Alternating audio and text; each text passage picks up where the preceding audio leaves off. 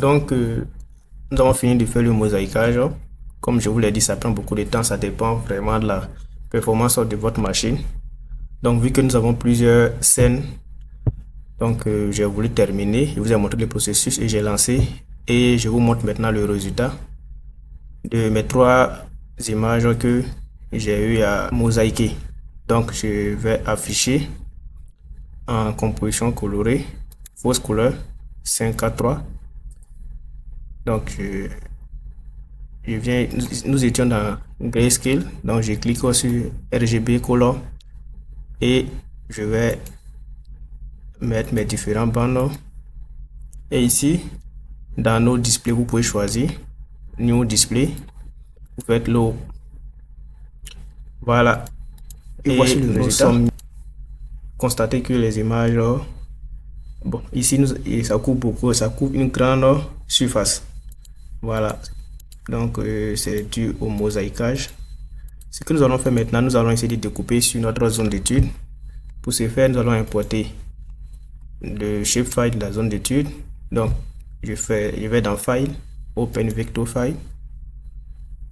Et je vais chercher, voilà, où se trouve mon shapefile. Il est là.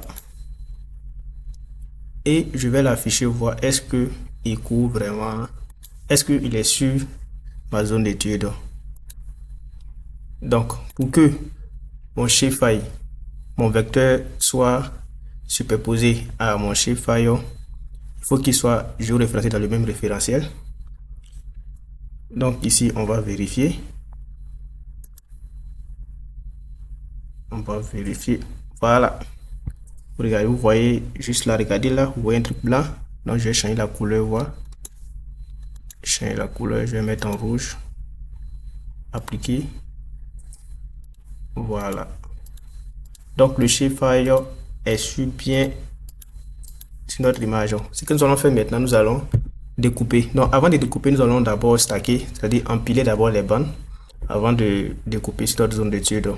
Et pour ce faire, on va dans Basic Tools et on cherche Layer Stacking. Ensuite, on va dans Import File et on sélectionne nos différentes bandes, vu que j'ai seulement que 3 bandes. Et je fais OK. Et là, je peux organiser du plus petit au plus grand. Je fais OK. Si c'est bon, je vais dans Choose et je vais donner un nom de sortie. Je vais mettre simplement Stack. Je mets simplement Stack ou bien Stacking et je fais Open. Je fais OK. Là maintenant, nous avons empilé les 3 bandes ensemble. Et ce que nous allons faire maintenant, nous allons essayer de découper. Bon, il y a plusieurs méthodes. Donc, je vais faire la méthode la plus simple rapidement, pour ne pas que la vidéo soit trop longue. Donc, on attend que l'empilement finisse. Et on découpe sur notre zone d'étude. On patiente quelques secondes. Donc, j'espère que vous avez repris de votre côté sur les autres bandes. Donc ici, mon empilement est terminé. Ce que je vais faire maintenant, je vais essayer de découper. Donc je vais toujours dans Basic Tools. Donc on peut aller de manière rapide. Je vais sur Subset Data via ROI. Ou bien vous pouvez aller dans Masking, Apply Bull Mask, Apply Mask, tout ça. Donc je vais aller de manière rapide. Je vais dans Subset Data. Et ici, je sélectionne mon stack. Et je fais OK. Et ici, je sélectionne dans Select Input ROI. Je prends mon shapefile. Et ici, dans Mass Pixel Output of ROI, ici, ils ont mis No. Si vous laissez No, ce n'est pas bon parce que ça va considérer, comment on appelle ça, les zones qui sont hors la zone d'étude.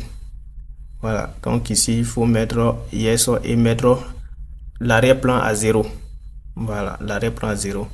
Donc je mets Yes et laisse à 0. Je fais Choose et je vais donner les noms. Comment subset ou bien je mets découpe ou bien zone d'étude simplement pour dire c'est ma zone d'étude. Zone étude. et je fais OK ici. Lance le OK, ça va découper sur notre zone d'étude. Donc on patiente encore. Voilà, ça est terminé. Nous allons l'afficher pour voir. Donc on fait encore 5, 4, 3, on cherche. Ici, je vais essayer de pousser. Donc 5, 4, 3. Et là, dans Display, je vais faire New Display et je vais l'afficher pour voir la différence. Vous voyez la différence entre les deux? Vous voyez, celui de gauche, c'est toute l'image. Et ici, c'est simplement sur notre zone d'étude. N'est-ce pas magnifique? Donc, maintenant, une fois ça, vous pouvez faire plus. Ça dépend maintenant de l'étude que vous voulez mener. Voilà, vous pouvez calculer les indices. Vous pouvez faire la classification. Vous pouvez faire la segmentation. Quoi d'autre encore? Je sais pas. Dépend du but de l'étude.